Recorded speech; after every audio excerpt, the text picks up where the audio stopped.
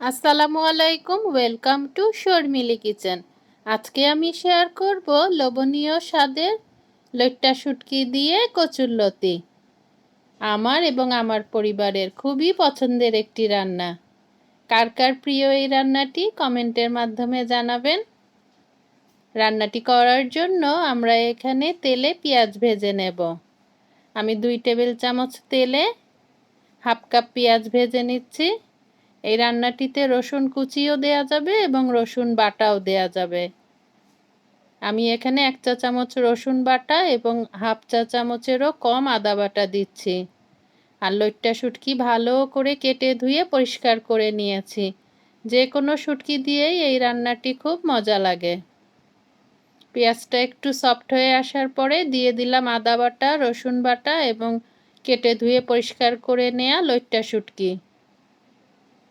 শুটকি রান্না করার পূর্বে আমরা অবশ্যই গরম পানি দিয়ে ভালো করে ধুয়ে নেব এবং প্রথমে ভালো করে সেটা পুড়িয়ে নেব। ভালো করে পুড়িয়ে তারপর গরম পানি দিয়ে ভালো করে ধুয়ে নেব। এখানে আমি দিয়ে দিচ্ছি পরিমাণ মতো লবণ, 1 চা চামচ মরিচের গুঁড়া, হাফ চা চামচ হলুদের গুঁড়া দিয়ে অল্প অল্প পানি দিয়ে মশলাটা ভালো করে কষিয়ে নেব।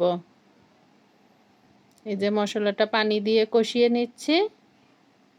শুটকির সাথে মশলাটা খুব ভালোভাবে কষিয়ে নিলে রান্নাটা খুব সুস্বাদু হবে। এই যে কালারটা চেঞ্জ হয়ে আসছে, ভালোভাবে মশলাটা কষিয়ে নেব এবং দেশি লতি রান্নাটিতে ব্যবহার করেছি।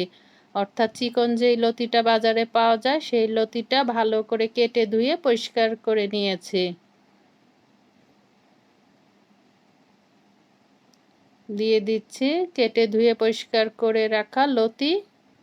দিয়ে এখন খুব সুন্দরভাবে শুটকি এবং মশলার সঙ্গে কষিয়ে নেব। এই যে কষিয়ে নিচ্ছি। জালটা চুলার থাকবে মিডিয়াম টু লো। ভালোভাবে কষাতে হবে। শুটকি রান্না করার পূর্বে আমরা অবশ্যই একটি কথা খেয়াল রাখবো, আমরা এটা একটু সময় নিয়ে রান্না করব। এই যে ঢেকে ঢেকে কষাচ্ছি। ভালোভাবে লতিটা কষিয়ে নিয়ে তারপরে আমরা দিয়ে দেব লতিটা সিদ্ধ হওয়ার জন্য পানি। এই যে আমি ভালোভাবে কষিয়ে নেব। অফ ক্যামেরায় কিন্তু আমরা 8 থেকে 10 মিনিট লতিটা কষিয়ে নিয়েছি। দিয়ে দিচ্ছি লতিটা রান্না হওয়ার জন্য পরিমাণ মতো পানি। আমি এখানে হাফ কাপ গরম পানি ইউজ করেছি। তারপরে আমরা মিডিয়াম ফ্লেমে ঢেকে রান্নাটা করে নেব। আর দিয়ে দেব কয়েকটা কাঁচামরিচ। এই রান্নাটা একটু ঝাল ঝাল হলে খেতে ভালো লাগে।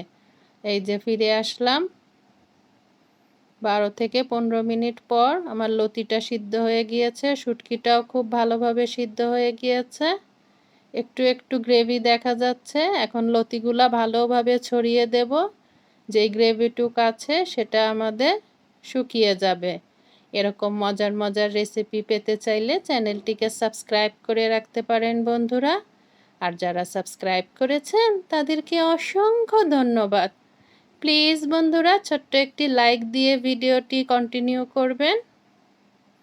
এই যে আমার রান্নাটা হয়ে গিয়েছে, পরিবেশন করে নিচ্ছে। গরম ভাতে দারুণ জমে এই রেসিপিটি। আর রমজান মাসে এই ধরনের রান্নাগুলো কিন্তু খেতে দারুণ লাগে। আজ আসি, আল্লাহ হাফেজ, আসসালামু আলাইকুম।